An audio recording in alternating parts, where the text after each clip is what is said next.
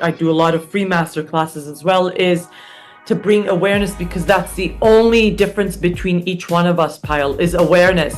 And we grow that awareness through the inner work and by cultivating the power of our mindset, the limitless mindset, so that we are now using the subconscious for us instead of it using us. So basically, most of us are using it as our masters. It's not our master, it's an awful master, but it's a beautiful servant. Hi, everyone. On today's episode of Melting Pot, we welcome the incredibly passionate and transformative Suzan Peltekian.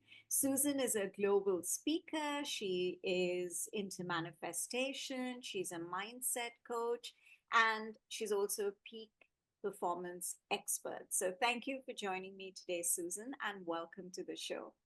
Oh, Pyle, it's so great to be here. Thank you so much for having me. It's my deepest joy and delight. Thank you for being here. Excellent, excellent. Suzan, I wanted to start off by asking you that I understand that you transitioned from a very successful real estate career to becoming a mindset and manifestation coach. So, what inspired this shift, and how did you know that this was the time for you to do it? My goodness, what a great question. I've never been asked this particular question this way. What inspired it is this is the only thing I've wanted to do since I was a child, Pyle. This is, I believe, my gift from the Creator. It's been my childhood dream, my divine purpose. And I never believed in myself. So I never took the leap. And what had me do it, I want to take a second to think, because this part I haven't been asked. I just couldn't do whatever I was doing. I loved real estate. I enjoyed it. I've done many other jobs, but my heart was never in anything, because I knew I had that deep voice that I wanted to do this. So it was actually one decision I took right before COVID. It was 5 years ago, a couple weeks ago, that Supercharged turned 5, that I made one decision. It was just one morning I woke up and I stopped making my cold calls, stopped saying that I'm going to be a realtor. And I had at that time attracted the number one Remax real estate company worldwide. They filled up all my spots during COVID, because COVID hit 2 weeks after. And it turned out that this number one Remax happens to be a Canadian brand, which is where I'm from. So that's the short version of the story. It was just one decision. Wow. And I think that's how it works, really. Sometimes, if you think too much, if you try and go into depth and try and understand the pros and the cons, and you waste a lot of time. I think sometimes these snap, impulsive decisions are probably the best.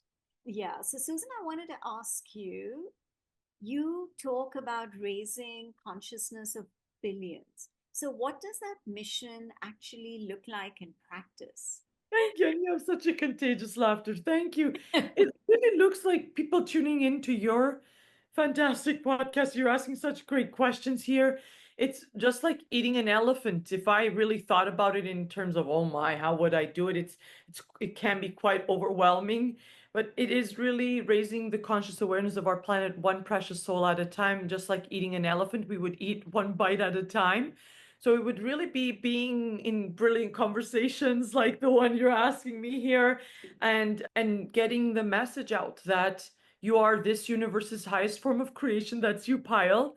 And whoever is listening and tuning in are your precious listeners, right? And that Pyle being one doesn't take away from anyone, because you are Pyle, Pyle is you, we are all one. Correct. And it's really having those conversations, like I was sharing with you before we hit record, that I have one right now. You're in Singapore. I have one in the States. I'm in Dubai. And it's one limitless mind who created the internet. The internet was always here, but who tapped into that awareness, and that you have that you are that limitless soul. And with those conversations now with you in Singapore, in an hour in Austin, in the States, this is how we do it, one human soul at a time. Yeah, no, absolutely. It's the same with me. I would have a conversation with someone in Dubai, and then the next one could be with someone in Turkey, and the next one with someone in the US, someone in India. I think the world is so close today, and absolutely, I believe that every conversation matters. So, What are some of the biggest challenges that you've faced in this transformation, and how did you overcome them? Or there were no challenges and you said, this is it, and it happened. Well, that would be the biggest lie. So I would not, yeah.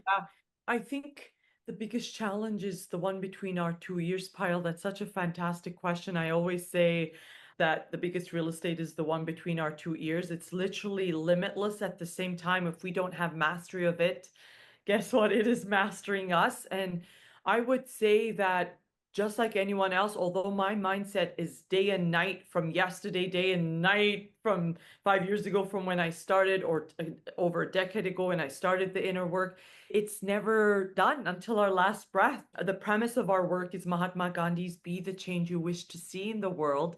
And there we have the be, do, have there. And that is a moment to moment practice. And my entire life, I lived in the have, do, be bankrupt model. Let me have to be. Or then I went into the busy bee mode of let's do. And yet the entire work is, as human beings, the irony has become that we've become human havings and human doings, if you will, instead of just let me come back to my breath. That is where It all all starts. right, thank you. And then let me be. From that beingness, there is a doing in the law of attraction, even in the word attraction, there's action, but it's inspired action. It's not hustling and grinding, it's serving, which is what you're doing here on your brilliant podcast. Thank you. And then the having it all is our divine birthright. Yeah, that's true. Absolutely. So, what do you think? Because obviously, you talk to a lot of people and you have a lot of clients. I don't know if you refer to them as clients, but what are some of the biggest mindset blocks that you see people struggling with? And how do they actually, or how do you help overcome these mindset blocks that people may have? Oh, so two parts. This is fantastic. Thank you, Pyle. It is the number one thing is most of us, whether we're aware or not, don't believe in ourselves. That was my story. Mine is not special in the sense that most of us have a version of it. We're going around as inner, not honoring our inner children and walking around with it saying, I'm not enough, or a version of that. I'm not good enough. I'm not tall enough. I'm not short enough. I'm something about that instead of actually us having a deep knowing of our divinity, if you will, Pyle, which is my life's work. So that is a big thing that they don't believe in themselves, therefore, and in addition to that, there are a bunch of limiting beliefs that they aren't even aware of. And the biggest work I get to do, I'm so privileged and humbled to do, is the subconscious work, because from our conscious, our results, only 2 to 5% is coming from the conscious mind, but from the subconscious, it's 95 to 98%.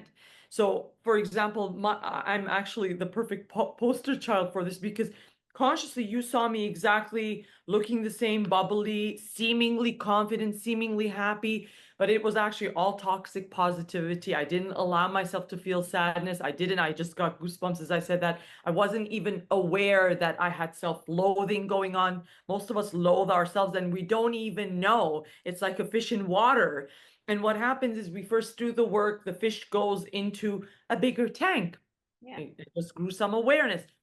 My work with my precious peak performers, yes, and we can call them clients as well, is, and globally, whether someone is a client or not, I do a lot of free master classes as well, is to bring awareness, because that's the only difference between each one of us, Pyle, is awareness. And we grow that awareness through the inner work and by cultivating the power of our mindset, the limitless mindset, so that we are now using the subconscious for us instead of it using us. So basically, most of us are using it as our masters. It's not our master, it's an awful master, but it's a beautiful servant. And that's what we get to tame it so that it can actually serve us instead of seemingly looking confident, but I wasn't, seemingly looking happy, but I wasn't, seeming positive, but it was all toxic positivity because I thought I wouldn't fit in, I wouldn't be liked if I showed my true authentic self. And then cleaning all that stuff throughout the years, which I think is lifelong. It's beautiful. It's not a challenge. It's a beautiful work, I would say, is that is what's allowing me to actually show up authentically, that this is how I am. And first and foremost by accepting self the way I am instead of waiting for someone else's approval. Does Yeah. that make sense? Yeah, absolutely. Yeah, I was going to ask, how do you help people break free from self-sabotage and limiting beliefs? What are some of the rituals that you would recommend for, like, very simple, basic rituals that could help people, as I mentioned earlier, break free from self-sabotage and starting believing that they're not good enough, as you mentioned earlier. So, Yeah, thank you, yeah, Pyle. yeah. The sabotage piece is, I had mentioned there's the conscious and subconscious mind. The conscious are results only 2 to 5% coming from there. The subconscious is 95 to 98%. That's where our programming is. It's the paradigms, the mental programming, the habitual ways of being. That is what's causing the sabotage. It's, I think I'm not disciplined, for example. Therefore, I behave like that. My behavior is coming from, because it's thoughts, feelings, and then actions. What are my thoughts that are leading to my thoughts, feelings, and then from those feelings, what sort of actions am I taking? So what we do, and I love how you asked the word ritual, not routine, which is so brilliant and beautiful, is starting with a miracle morning ritual. I really recommend, and I would actually invite precious souls listening in, Pile, to not fit into one box. There is no box for us humans. Everyone has what is unique for them. Find a more, or create, not find, create a morning schedule that works for you, but honor yourself first. And what that looks like is make sure that none of these are turned on. These are off. You're going inwards into your private, most beautiful self by meditating, quiet time, journaling, right? Writing your affirmations. Number one on the list that I want to make sure that is everyone has a vision, and then you're repeating that vision. From that vision, you're creating a self-image, a new identity, not the one that they have told us to have. There's an app. I keep mentioning that I don't have any stocks for that company. And I think since then, there are other companies that offer it, but I have my app with them, my recordings. It's called Think Up. Once you record, once you have your vision, you can record it and then listen to it on auto loop. You can do the same with your self-image, record it, listen to it on auto loop. One powerful practice that I would highly invite is mirror work, going straight to the mirror and speaking to your soul. Your soul is your subconscious, it's your heart of hearts, it's your body, that's the emotional mind. And remember, 95 to 98% of our results come from that. So literally look in the mirror and say, I love you. And then you can chant your affirmations. And if you want to turbocharge that further, chant your affirmations or your goal on music, high frequency music that resonates with you while you're looking at the mirror. But so this is morning miracle. Whoever, like, we can grab a few of these and create it into our own. And the best miracle morning, something I didn't know when I got started, so I'm so grateful you asked this question, Pyle, is it starts the night before. What are we consuming the night before? And consuming is with people, our environment, the TV, right? Like, I loved action movies. When I found out that they're quite low frequency, I stopped watching them. Are we drinking a lot the night? So just watching to see what are we consuming the night before? Are we sleeping enough? Are we sleeping on time? And honoring that, because the best miracle morning starts the night before, right? And at night, I invite precious souls to actually sleep with the best prayer. This is from Neville Goddard, is thank you. 2 words, thank you. Because most of us are going to bed, we've done 100 great things, one thing that didn't work, and we're thinking of that and falling asleep. Well, the subconscious is always listening, it's never asleep. So that's what we fed it. Now it's going to action to create more of that. So today has become just a tad different than yesterday, but a repetition, quite frankly, of yesterday. So that would be something I would highly invite, that the first thing in the morning and last thing at night, when we're at that groggiest state, is when our subconscious is at its most awake, to actually feed it with love, feed it with self-confidence, feed it with mirror work, with gratitude, with our goal card, with our vision. And that would be the perfect morning rituals, or part of it anyway. Movement, there's a lot more, but Yeah, I could yeah, no, like just, literally yeah, go on and on for hours. I can imagine. Yeah, and I'd love for you to go on and on, but I want to be yeah, but mindful.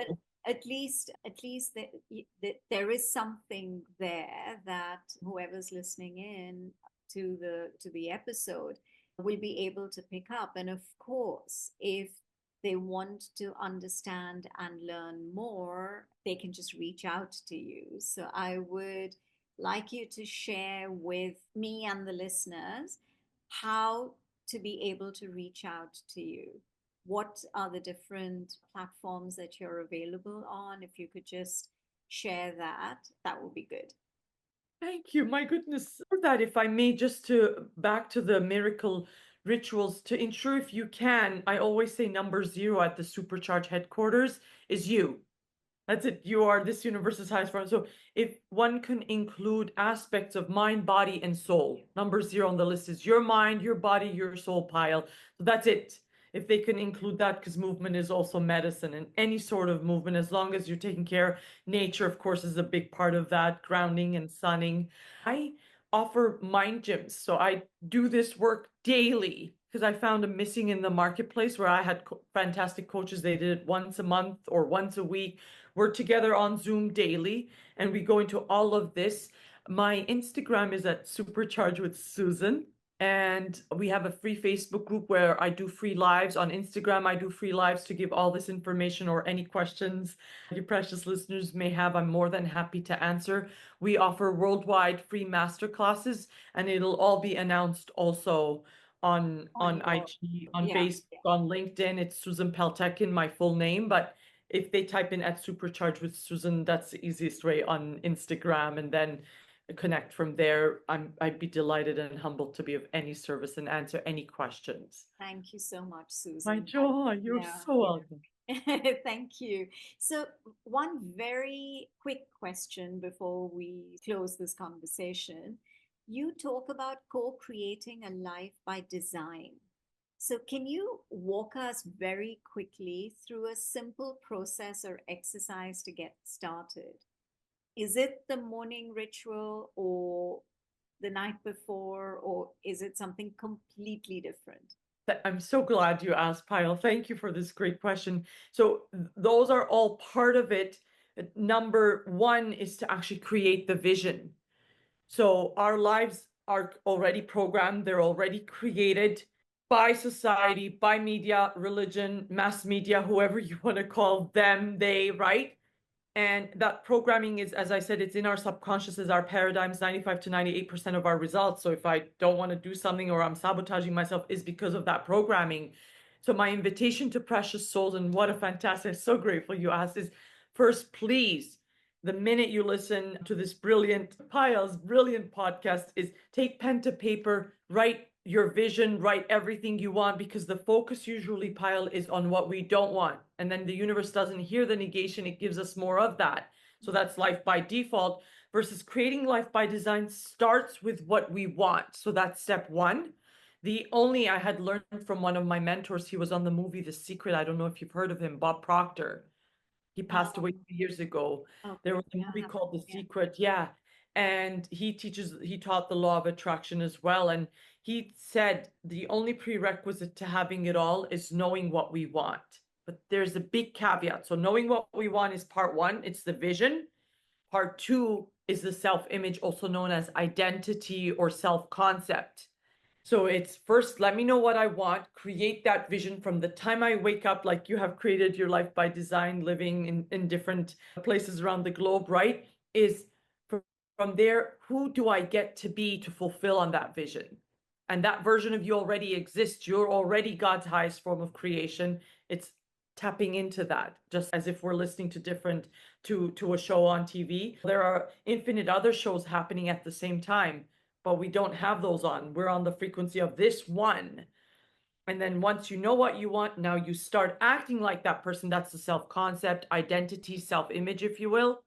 That we do have, which the having is yours because that's your divine birthright. And that's a created life by design instead of by default. Excellent. Thank you so much. Thank you. I really enjoyed listening to you and all the obviously little gems that you've shared. And there's a lot more. And like I said, people who'd like to reach out to you, you've already shared the multiple ways in which they can, and I'm sure they will. So thank you once again, and happy settling into Dubai. And I'm sure our path will cross somewhere or the other and some part of the world, because we're both travelers. So I'm sure we're going to be able to see each other somewhere. So thank you. And you did great. You thought this was just going to be like a recording chat, and we've actually done the whole episode, and thank you so much, Susan.